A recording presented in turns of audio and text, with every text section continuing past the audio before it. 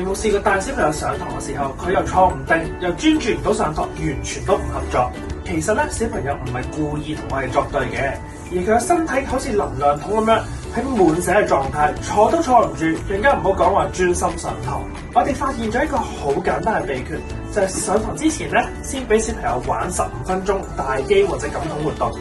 例如跳下彈床啦、打下千秋啦、攀爬啦等等，都係盡情咁喐嚟喐去，小朋友就會專注好多啦。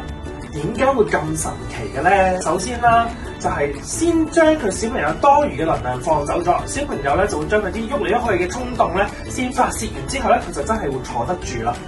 第二咧就係當老師陪佢玩嘅時候，小朋友會諗：哇，原來上堂都係咁開心㗎！老師同小朋友建立咗關係之後咧，佢更加願意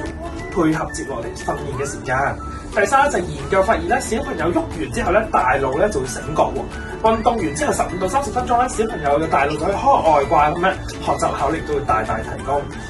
如果想要更加多關於我哋嘅 AP Advanced 資訊，可以歡迎聯絡我哋。